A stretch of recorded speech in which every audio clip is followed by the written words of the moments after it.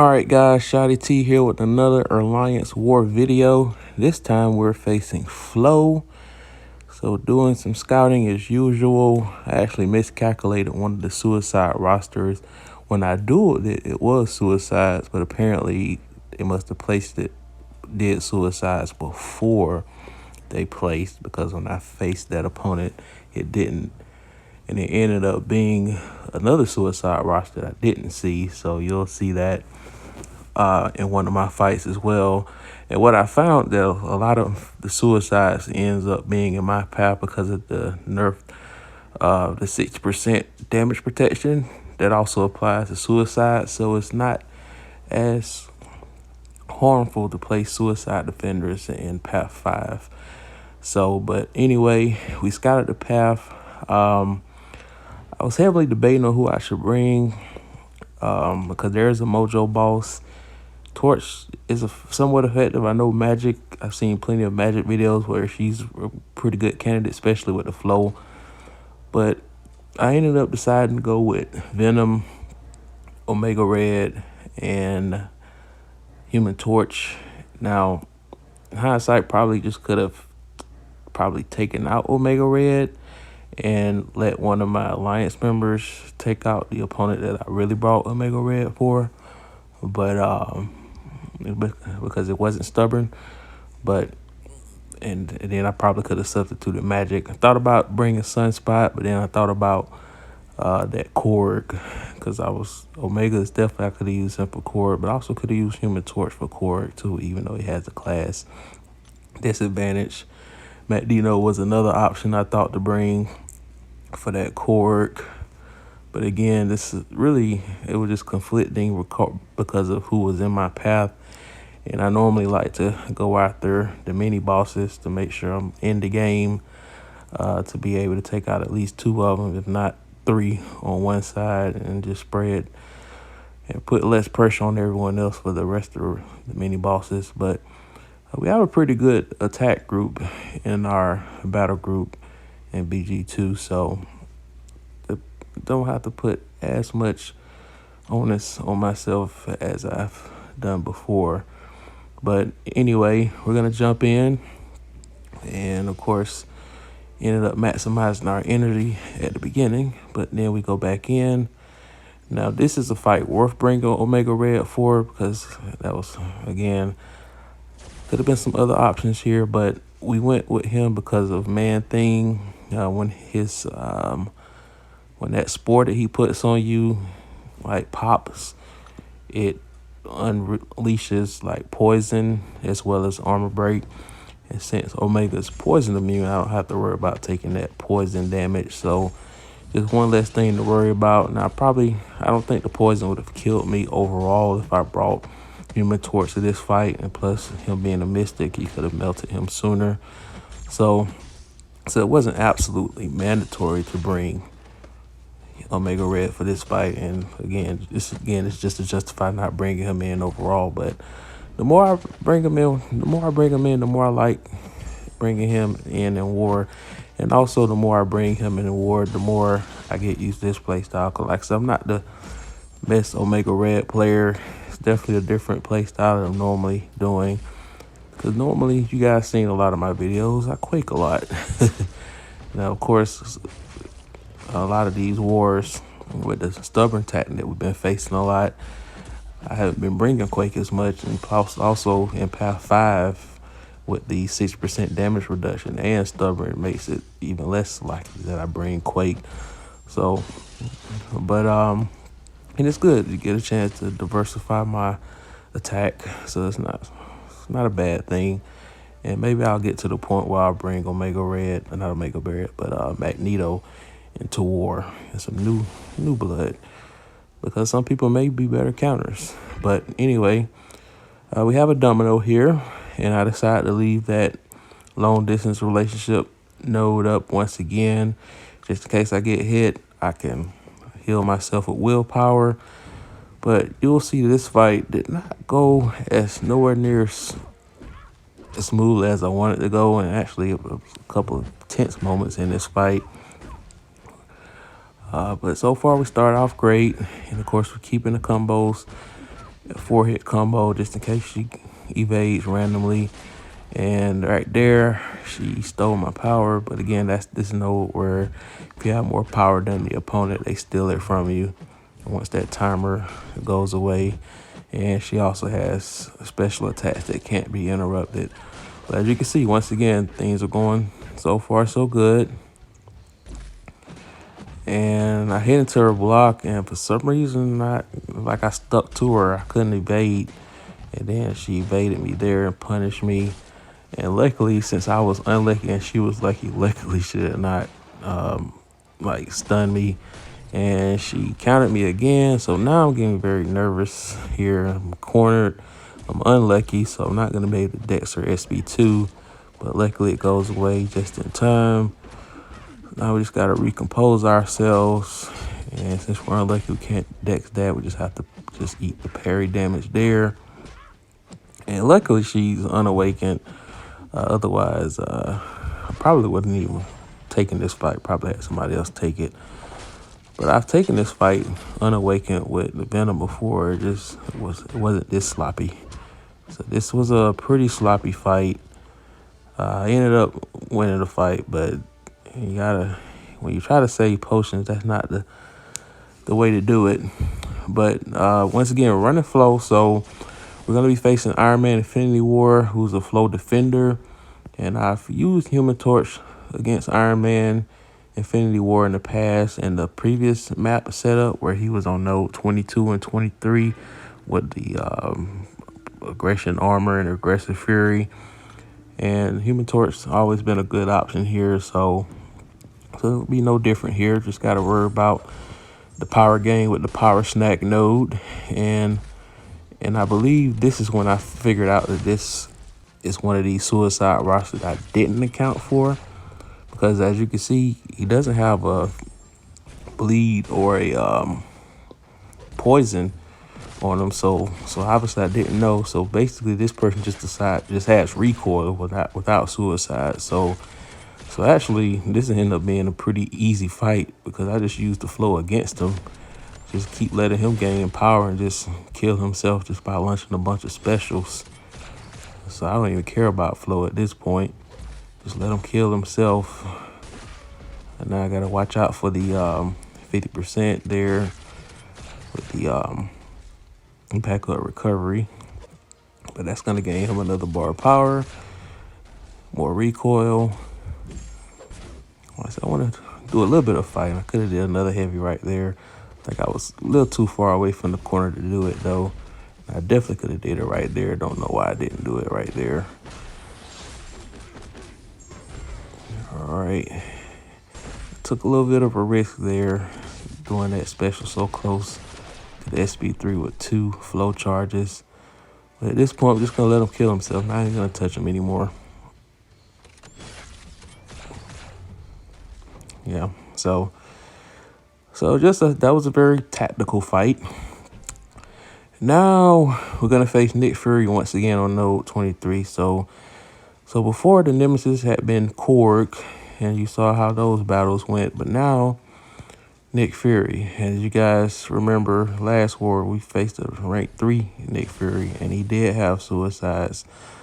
But that also made him hit harder. And I took a lot of block damage and ended up losing to 1% health. So buckle your seatbelts, guys, because this is almost going to be deja vu. Now, I had that in the back of my mind going into this fight. We're not going to make that same mistake. We're going to fight smarter in the first life. And actually, we did okay in the first life, that last war.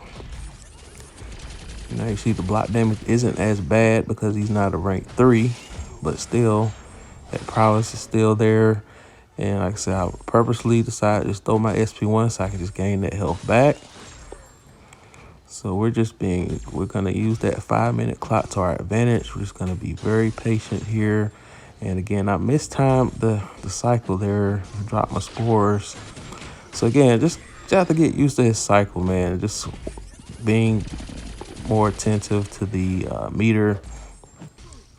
So, and like I said, it just comes with more practice. Because I used him in the Cavalier difficulty quest with the mutant because it's basically like having free suicides. But outside of that, I haven't been using Omega Red much. So I decided to heal myself again. So just to kind of get some of that block health back.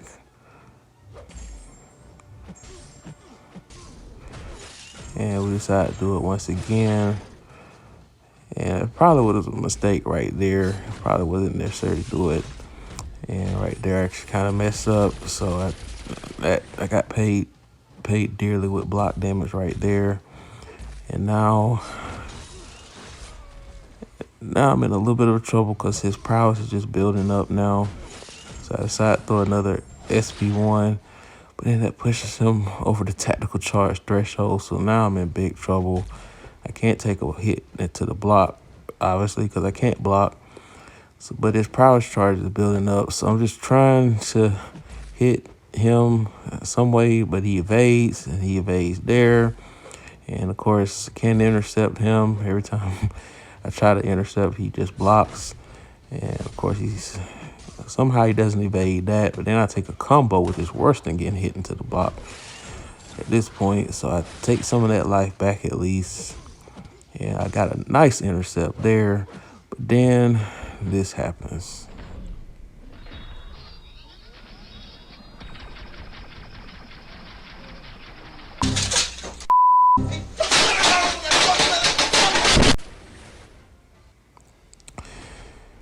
Same exact result, just like the last war. I mean, he evaded me, and he just interrupted. He evade, counter, hit, special attack. Just one more hit, and I would have had him. So just like we did last war, we're just gonna go in. We're just gonna immediately tap the screen, just do a quick hit, and kill him. And I had 2 strikes, so I didn't care about the repeat attack there. So I sit there for a while, just really mad right now because I have to compose myself before I go into the next fight. Obviously, I can't let that carry over to the next fight. So we heal up Venom here. We're going to use him against Human Torch.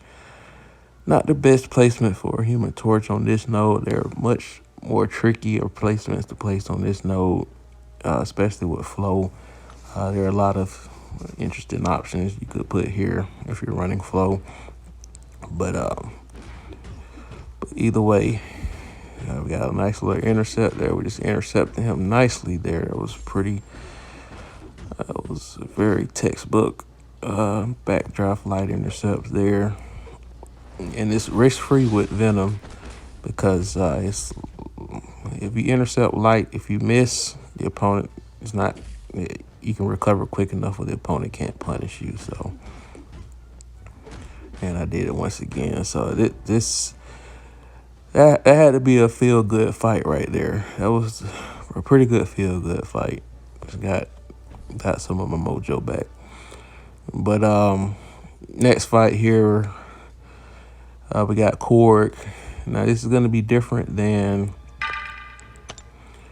we're going to revive Omega for this fight because I said in the pre-fight strategy that, yeah, I could use Torch against this node, but I don't want to deal with him shrugging off a whole bunch of debuffs either, so I had enough of that.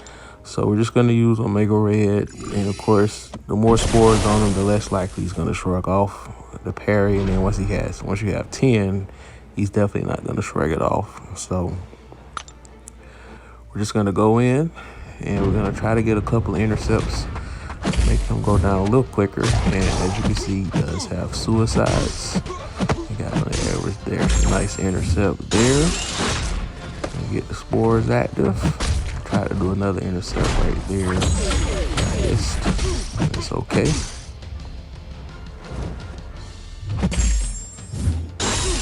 We reapply the spores here. Suicide. See if I probably should have went for another intercept right there, but it's all good. All right. I misjudged the heavy attack.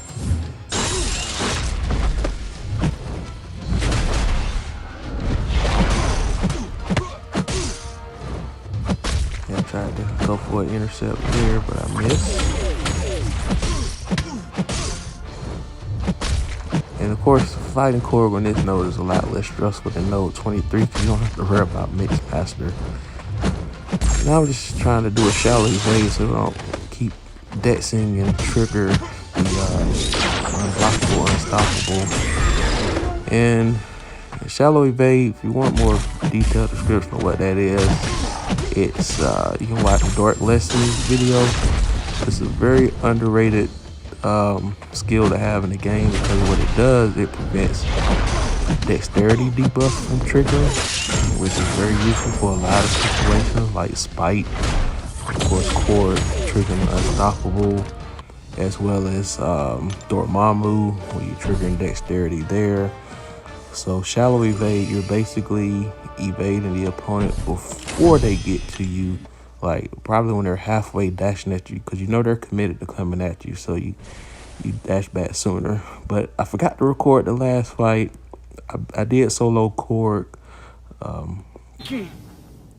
I've lost my mojo. Yeah, I meant Void. I did solo Void, but unfortunately I lost the mojo.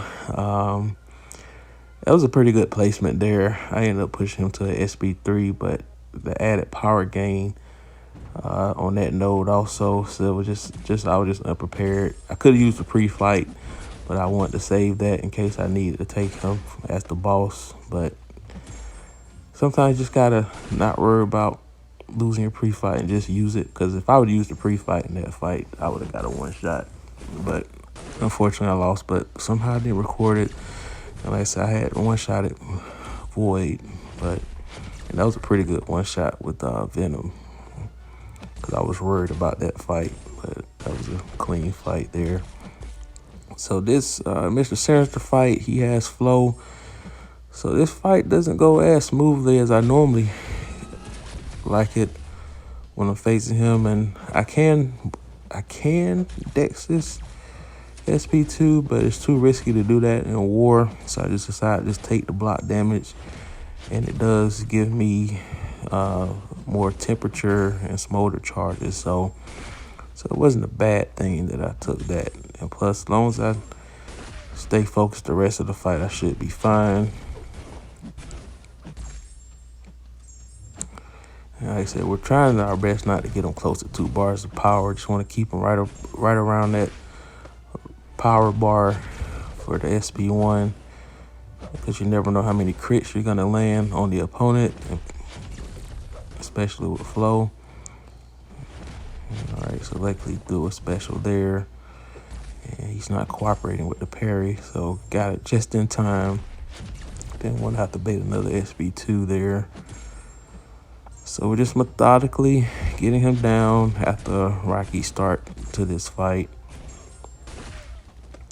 Like I said, it wasn't the cleanest war. Definitely could have played better. But I think we finished pretty strong there. We finished pretty strong. So we take out Mr. Sinister. So of course, we're gonna face Thing with the stun reflect, and we faced him on this node many times. So I'm gonna heal him up a little bit. I decided to, and by the way, I did purchase a batch of those Cavalier crystals for the 5-star Scarlet Witch, and I struck out, man. I struck out. I got a bunch of 3-star champs. I think only got one 5-star champ, so that was a waste. It was a waste of loading. But I decided to say, why not? Since I got units to go along with it that sometimes I get anyway, might as well open some crystals and see what I get out of the deal. But I got some 6-star shards, so it wasn't too bad, but I was really hoping I got at least a better 5-star ratio. But at the same time, I used some of those units to buy some more of the level 4 boost, so it wasn't too bad. So this fight is going pretty textbook here. Anytime he's close to 15 stacks, I hit into his blocks. That way I could just do that. And then if I'm getting real close, I'll hold blocks. That way he doesn't throw his special. So we're managing the rock stats pretty well. We're not being cornered. So even if he was stubborn, this would be a textbook fight at this point. So we're doing pretty well here, because it's really no different than stubborn.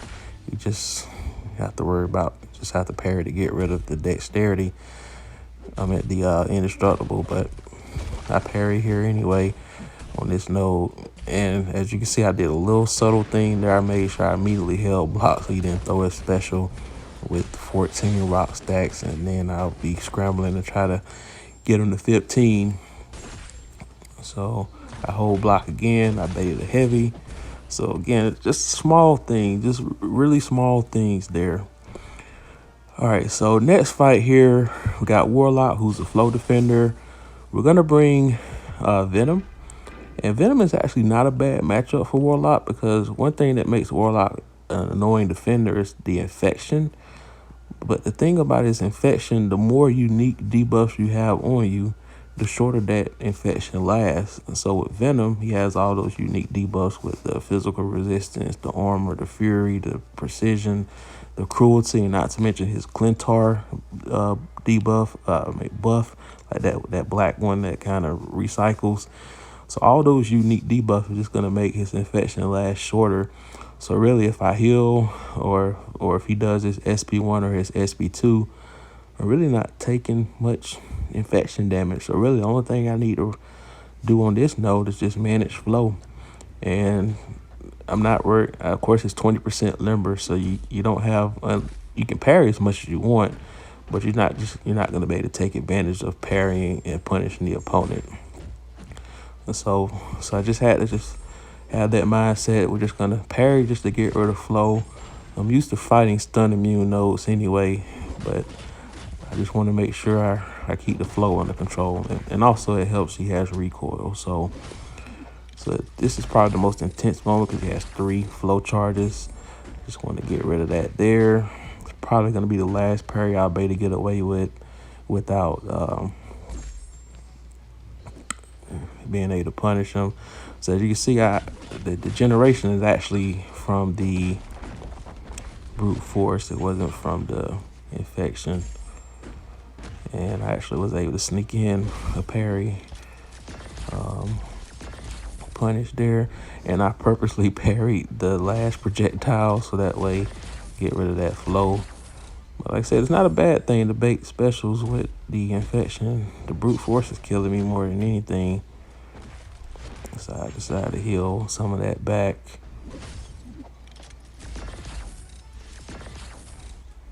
And I got a nice little intercept to finish it off.